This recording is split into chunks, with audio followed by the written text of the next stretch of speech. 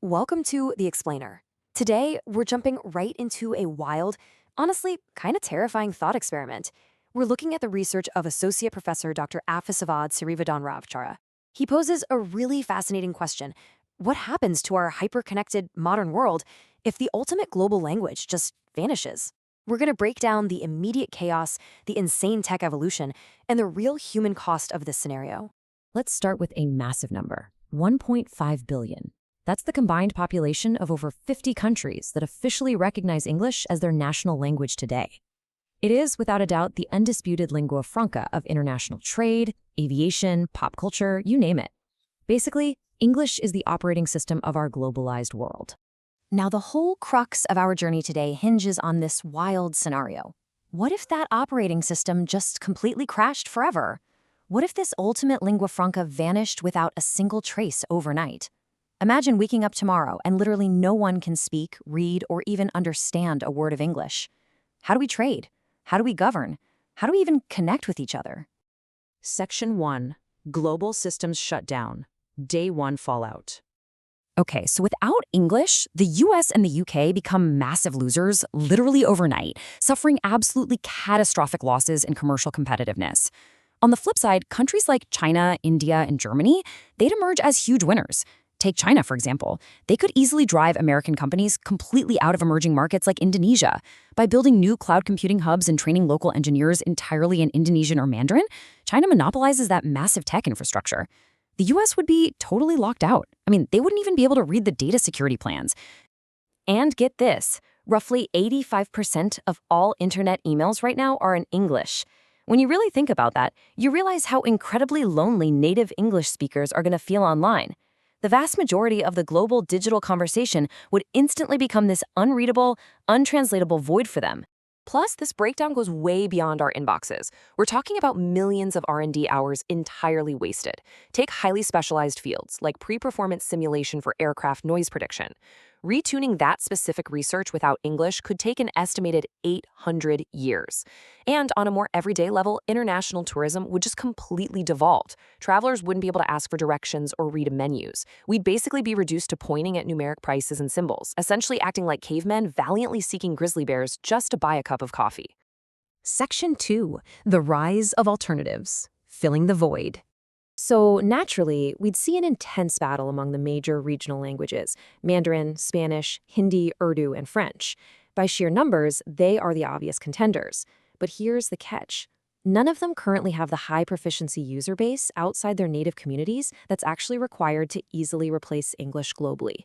Just having a lot of native speakers doesn't automatically make a language a true global lingua franca. But, human communication abhors a vacuum. It's fascinating. World-renowned linguist David Crystal predicts that highly localized solutions would pop up. For instance, in West African countries, a popular pidgin English known as Wasi would likely rise from the ashes and become the primary business and contact language there. So instead of one unified global tongue, we'd see all these fragmented regional languages taking over. And this fragmentation creates massive hurdles for international diplomacy. Without a shared language, completely different cultural negotiation styles are going to clash hard. On one side, you've got the chain approach, where negotiators want to nail down one single issue at a time before moving on. Then, on the other side, there's the all issues overview, where parties demand to discuss absolutely everything before resolving anything. Without English acting as that neutral bridge, these conflicting styles turn global governance into endless, frustrating deadlocks. Section 3. AI and Augmented Reality. Tech to the Rescue. With diplomacy stalling, we'd be forced into a rapid hyper-evolution of communication tools.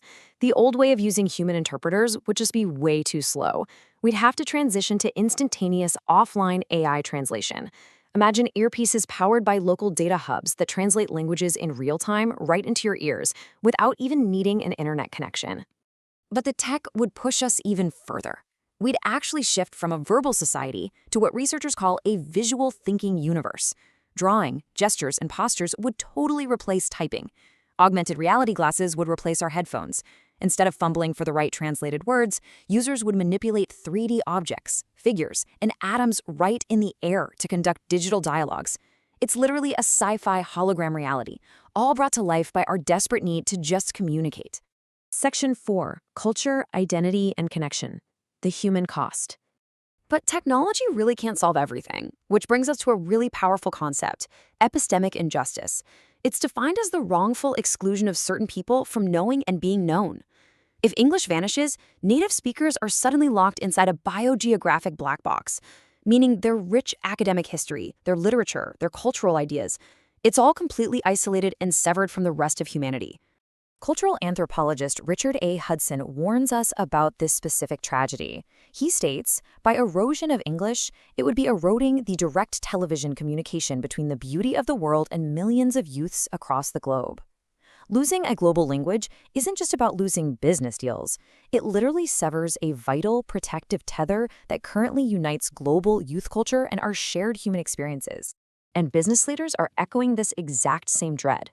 Even with advanced AI translators, an iconic CEO captured the anxiety perfectly. They said, "I'm not concerned about why doesn't she get it, but I'm concerned about what I did wrong and how to make her get it."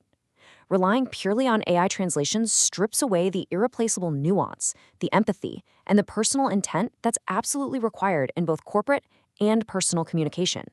That CEO's fear really hits the nail on the head regarding a deeper truth. The inherent relationality of language just cannot be replicated by algorithms. Language isn't just about transferring raw data. It's literally how we perform our identity. The subtle facial expressions, the nuanced understanding of a joke, the intimacy of sharing a mother tongue. These are deeply human experiences that simply cannot be mediated by a machine, no matter how cool those AR glasses are. So I want to leave you with this final provocative question to think about. Can technology truly replace the intimacy of a shared human language? Even if augmented reality and AI manage to keep the global economy churning, without a shared language to bridge our minds, what actually happens to our human connection? It's a fascinating look at how deeply tied our modern existence is to the words we share. Thanks for joining me on this explainer, and keep questioning the systems that connect us all.